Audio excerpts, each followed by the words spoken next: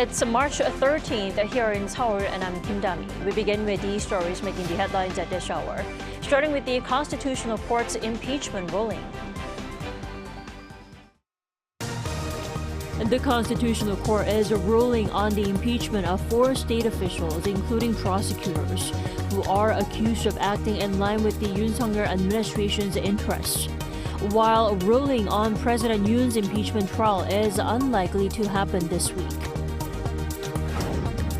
As soon as U.S. President Donald Trump's 25% tariffs on steel and aluminum imports became effective, the European Union announced it's taking countermeasures on U.S. products, effective as of April 1st. Trump now underlines that he has flexibility on tariffs.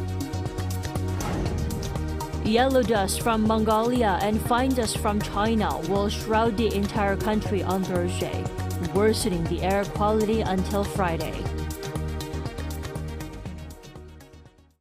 The Constitutional Court is delivering its ruling on the impeachment trial of Auditor General Choi Jae-hae and 3 prosecutors. While no ruling schedules have been set for President Yoon, the courts decided to first rule on cases that are unrelated to martial law. Our Oh Soo-young starts us off. Before issuing President Yoon Suk-yeol's impeachment verdict, the Constitutional Court is ruling on the impeachment of 4 state officials accused of acting in line with the Yoon administration's interests. On Thursday, the court is deciding whether or not to uphold the National Assembly's motion last year to impeach Chief State Auditor Choi Jae-hae on allegations he acted in the interests of the Yoon administration and conducted a weak audit of the relocating of the presidential office and residence in 2022. That move by President Yoon was criticised by his political opponents. Chair has claimed the charges presented by the opposition-led National Assembly are inaccurate and distorted. The Constitutional Court will also rule on the impeachment of 3 prosecutors, including Seoul Central District Chief Prosecutor Lee Chang-soo and members of his staff Cho Sang-won and Choi Jae-hoon, who have been accused of conducting a lenient investigation into First Lady Kim Gon-hee's alleged involvement in a stock manipulation case. The court has been working on 9 impeachment cases, 8 of which were pushed through by the Assembly after President Yoon's martial law on December 3rd last year. As it is pledged to prioritise President Yoon's impeachment case above all others, Thursday's ruling on other officials has drawn further attention to the timing of Yoon's verdict, which was initially expected this Friday. Typically, the court notifies both parties of the ruling date 2 days in advance. However, there has been no such notification so far. As political and public pressure, both for and against Yoon's impeachment, grows more fervent by the day, particularly after his release from detention, experts say the judicial bench is likely moving more cautiously to deliver a broadly acceptable decision to a highly polarised society. More than 2.6 million petitions, both supporting and opposing Yoon's impeachment, have been submitted to the court. Observers also say the ruling on whether or not to uphold Prime Minister Han Duck-soo's impeachment from office, as well as acting president in Yoon's place, is also likely to precede the presidential impeachment verdict, given that it's a strongly related matter that affects the nation's governance. In any case, a decision within the next few weeks is widely expected, as 2 justices are due to retire from the bench on April 18th. Oh Soo-young, Arirang News. Now, over in the U.S., President Donald Trump's tariff threat continues, with the American leader now shedding light on reciprocal tariffs. Lee Seung-ja has more. U.S. President Donald Trump on Wednesday stressed that April 2nd will be a very big day for the United States as his reciprocal tariffs go into effect. Trump slammed the previous administration for America's losses in trade, but said the U.S. will take back a lot of what was stolen from it by other countries. However, Trump also noted that he has shown flexibility on his tariff policy, rejecting claims that his policy implementation has been inconsistent, as seen through his on and off tariff impositions on Canada and Mexico. The U.S. leader also warned that once the tariffs go into effect, there will be very little flexibility. Meanwhile, U.S. Trade Representative Jamieson Greer said on Wednesday that the European Union's new retaliatory tariffs against the U.S. came too little, too late. According to Greer, the EU's latest tariff on U.S. imports completely disregards the national security imperatives of the United States, adding that the bloc's trade and economic policies are out of step with reality. The comments come as the EU announced it will respond to Trump's 25% tariffs on steel and aluminum imports by imposing its own tariffs on U.S. goods worth over $28 billion, set to take effect on April 13th.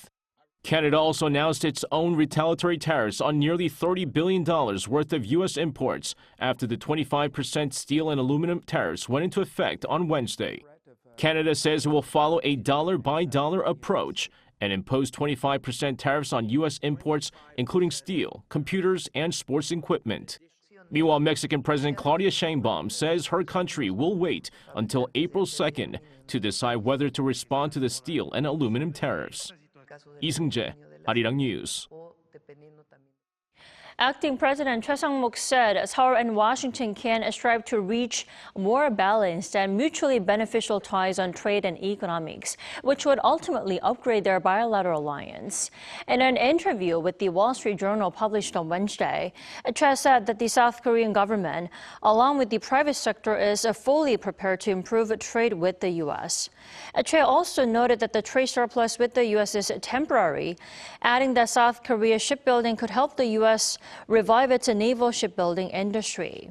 Now, Choi's interview was published on the same day that the Trump administration implemented the 25% tariff on steel and aluminum imports, including from South Korea. And Choi's interview came with anxieties here in the country that the South Korean firms are also no exception from Trump's reckless tariff policies. Our Moon Hae-ryun tells us more. With the Trump administration's 25% tariffs on steel and aluminum imports kicking in starting Wednesday, South Korean firms are bracing for impact. Previously, exports were duty-free but capped at 2.63 million tons under a quota system. Now the quota is gone, but all shipments will face the tariffs, posing both risks and opportunities. As tariffs now apply to top exporters Canada, Mexico, and Brazil, South Korea, the fourth largest supplier to the U.S., may find new openings in the U.S. market. Still, the risks are significant, with intense competition such as cheaper steel products from Southeast Asia, as well as the inclusion of steel and aluminium-derived products, such as bolts, nuts, and springs, under the new tariff scheme. These products are primarily manufactured by small and medium-sized businesses, which have fewer resources to absorb the impact, making them especially vulnerable to financial losses. At a conference on Wednesday led by the Ministry of SMEs and Startups, industry insiders spoke up about their concerns. Shinjin Fasteners is one such company that produces nuts and bolts, with 35% of its sales dependent on exports to the US and Europe. Developing new products to stay competitive isn't easy, especially when it comes to sourcing materials. It's not like there's a set supply from the start. You have to create value and generate demand through product development. Another company, GJ Aluminium, discussed the challenges of diversifying its exports. We're trying to focus more on Europe and Southeast Asia, but the challenge is that our facilities have primarily been set up for the U.S. market, and each of these new regions has very different requirements and characteristics. In order to minimize the impact on domestic firms, the South Korean government is building a support system such as stabilization funds and 15 nationwide support centers, as well as gathering opinions. It looks to be around 1,800 domestic farms that are currently exporting to the U.S. We want to move quickly with a survey to get a clearer picture of the expected impact and what kind of targeted support these businesses will need. Following Industry Minister An Duk-geun's visit to Washington to establish a communication channel with the Trump administration regarding tariffs, the country's Minister for Trade is also due to visit the U.S. to continue talks. Moon Hae-ryun, Arirang News. U.S. inflation cooled in February, something the White House accredited President Donald Trump for. But it's not completely easing investor or consumer fears, as the data is not reflecting Trump's tariffs just yet. We connect with VOA correspondent Chris Keskehill. Welcome back, Chris. Good to be with you. Thanks for joining us. So, Chris, walk us through the latest inflation figure in the U.S. and also Trump's tariffs that are now in full swing. Overall inflation for U.S. consumers was 3% in January. That was worse than the 2.9% inflation rate in December, which is what economists thought they would see again in January. The United States enacted 25% in new tariffs Wednesday on all steel and aluminum imports, ending previous exemptions that had been in place for several U.S. allies. This latest move affects imports from Argentina, Australia, Brazil, Britain, Canada, Japan, Mexico, South Korea, and the European Union. U.S. President Donald Trump says the tariffs are necessary to address the significantly increasing share of imports of steel articles and derivative steel articles from these sources, which threaten to impair U.S. national security. The EU responded Wednesday by announcing plans to impose tariffs on $28 billion of U.S. goods beginning in April. But Trump told reporters at the White House earlier today that he will respond. Canada also responded with $20 billion in retaliatory tariffs beginning Thursday. Well, it looks like the 25% tariffs on all steel and aluminum imports are not just a concern for countries around the world. It is expected to take a toll on Americans and also could significantly raise prices for the Americans in the U.S. How is the general sentiment over there? The Dow Jones Industrial Average stock market was down again today, but the S&P 500 and NASDAQ rose today. U.S. stock indexes had fallen for days, wiping out recent gains for investors. But trade issues are rippling through the economy, and even U.S. spirits producers are caught in the middle. The head of the Distilled Spirits Council said that the EU move to hike tariffs up to 50% is deeply disappointing and will severely undercut the successful efforts to rebuild U.S. spirits exports in EU countries. The EU is a major destination for U.S. whiskey, with exports surging 60% in the past 3 years after an earlier set of tariffs was suspended. But the leader of the powerful United Auto Workers Union agrees with Trump's decision to levy these tariffs. UAW President Shawn Fain said tariffs are an attempt to stop the bleeding from the hemorrhaging of jobs in America for the last 33 years. He's referring to the implementation of the North American Free Trade Agreement, or NAFTA, in 1992. Fain went on to say that tariffs aren't the end solution, but they are a huge factor in fixing the problem. Well, Chris, as you know, there was a squabble between the U.S. and Canada yesterday with, Canada taking back its threat of a 25% electricity surcharge after Trump threatened to hike up the steel and aluminum tariffs to 50%. Now, what is Trump's strategy here? Right. Let's start with what happened with Canada. Ottawa was spared an even higher set of tariffs after Trump backed down from a threat to push duties on Canadian steel and aluminum to 50%, double what he had promised. Then the leader of Canada's Ontario province, Doug Ford, who you see there, threatened to tax electricity sold to 1.5 million people in the United States. But U.S. and Canadian officials spoke Tuesday and agreed to reverse course. But as far as strategy, Trump and his advisors believe it will bring manufacturing jobs back to the U.S. through reciprocal tariffs and raising import tariffs. The administration wants to make it less attractive for companies to rely on cheap overseas labor and more attractive for those companies to invest in American workers and resources. Now, that shift would reduce the trade deficit and boost domestic economic growth, their thinking is. And they also want to move production of technology and prescription medicines to domestic sources to avoid some of the supply chain issues that came into play during the COVID-19 pandemic. Well, on top of that, major banks are also reacting to Trump's comments earlier this week about possible recession risks. Now, how are they reacting to that comment? Yes, the investment bank Goldman Sachs revised its growth forecast for this year down to 1.7% from 2.2% previously. It modestly increased its recession probability to 20%. Because the White House has the option to pull back policy changes if downside risks begin to look more serious, it said. The chief investment officer and chief U.S. equity strategist at Morgan Stanley, another investment bank, predicted that the S&P 500 would drop to a low of about 5,500 within the first half of this year, down from its current level of about 5,700, before rallying to 6,500 by the end of the year. So mixed messages on what experts believe will happen with the economy this year. Indeed. Last but not least, the Federal Reserve will hold its monetary policy meeting in the coming week. Now, should we expect a rate cut considering the recent situation and developments in the U.S.? What's the Fed's outlook on the U.S. economy? Well, the U.S. Central Bank is expected to keep its benchmark overnight interest rate unchanged next Wednesday at its meeting. Financial markets expect the Fed to resume cutting rates again in June because of the softening economic outlook after pausing in January. The policy rate has been reduced by 1 percentage point since December when the Fed started its easing cycle. The central bank, of course, hiked the policy rate by 5.25 percentage points in 2022 and 2023 to deal with high inflation.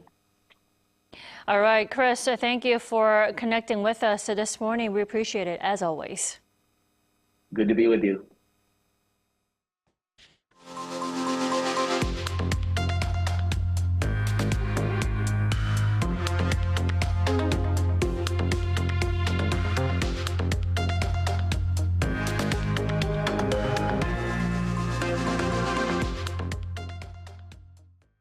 The SPHEREx space telescope, part of NASA's mission to map the universe, is now in space in partnership with South Korea's Space Institute.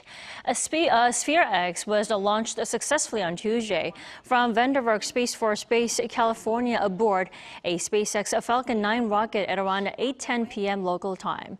According to NASA, it later established successful communication with its near space network in Norway. The launch comes after several delays since late February due to rocket assessments and bad weather. The mission will help scientists uncover how the universe formed and evolved. A day after Ukraine accepted a 30-day ceasefire deal, the White House says talks between the U.S. and Russia have taken place, while Trump ramps up pressure on Russia to accept the ceasefire proposal. Our Park Kwon-woo tells us more. According to the White House press secretary on Wednesday, U.S. National Security Advisor Mike Waltz spoke with his Russian counterpart to pursue ending the war and to strike a peace deal between Russia and Ukraine. That marked the first discussion between senior security advisors from the U.S. and Russia, following an agreement on a 30-day ceasefire proposal made between the U.S. and Ukraine in Saudi Arabia the day before. Also on Wednesday, U.S. President Donald Trump expressed his hopes that Russia would accept the proposal. It's up to Russia now, and hopefully we can get a ceasefire from Russia, and if we do, I think that would be 80% of the way to getting this horrible bloodbath. Trump also warned that Russia could face sanctions if it doesn't accept the deal, but added he doesn't want that to happen as he wants peace. He also said officials would be in Russia for further talks, with the White House confirming that Trump's special envoy, Steve Witkoff, is set to visit Moscow this week. A Kremlin spokesperson said on Wednesday that Moscow is waiting for detailed information from the U.S. before taking a stance on the peace deal. And following the deal between the U.S. and Ukraine, Russian President Vladimir Putin in military uniform visited the Kursk region on Wednesday for the first time since Ukraine invaded the Kursk region in August of last year. During the visit, Putin ordered the complete liberation of the Kursk region. Our task in the near future is to completely defeat the enemy who has dug in on the territory of the Kursk region and is still conducting military operations here. He also spoke about the need to consider creating a buffer zone inside Ukraine's Sumy region, which borders Kursk, to prevent any further incursions by Ukraine. Park Kwon-woo, Arirang News.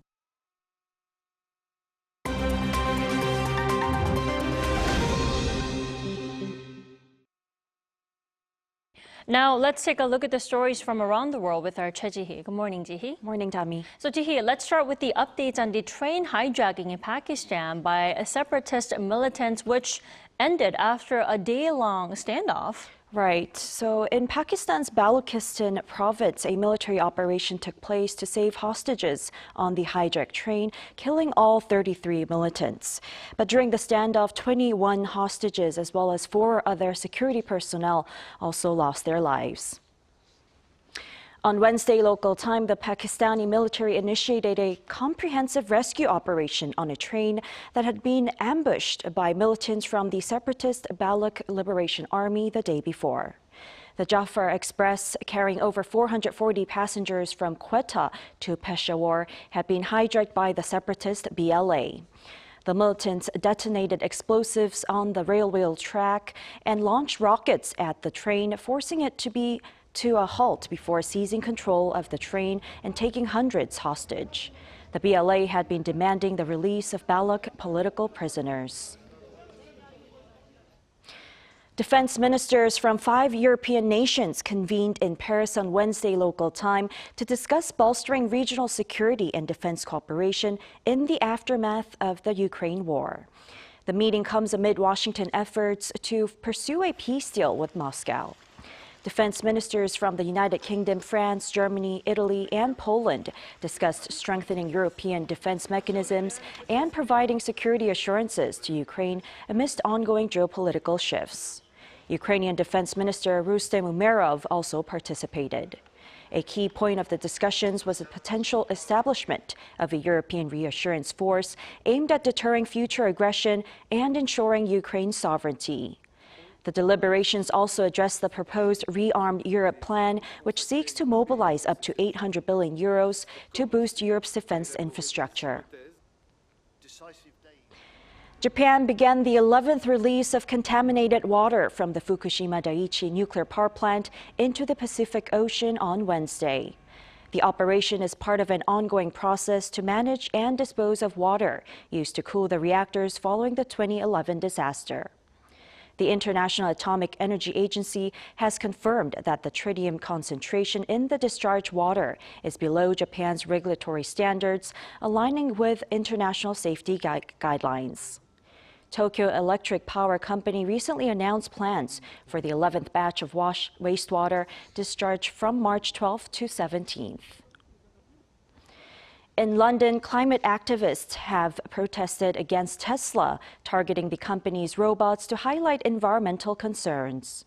On Wednesday local time, 2 activists in West London poured orange liquid latex over a life-size humanoid robot at a Tesla store.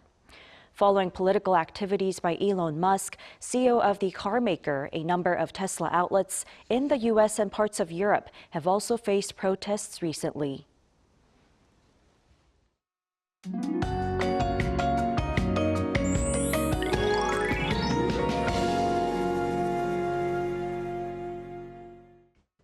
Much of Korea is on high alert due to dust levels. Yellow dust will spike fine dust levels across Korea, raising dust levels to very bad at times. Refrain from going outdoors without a face mask. And Incheon, Sejong, and Chungcheongdo provinces are at the attention level on the yellow dust warning system. Avoid outdoor activities if you're in those areas. While the air quality is not great, temperatures continue to be on the promising side. Readings will rise rapidly as we head towards the afternoon, leading to wide daily temperature gaps. And this afternoon, highs will be 1 to 4 degrees higher than yesterday. Seoul gets up to 15, Daegu, Gwangju, Gyeongju make it to 17 degrees. Mostly sunny skies will be blurred by that awful dust storm.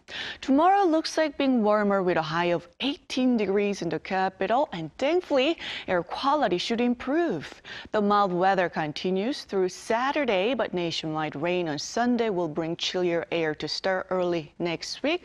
But for today, keep your face mask on.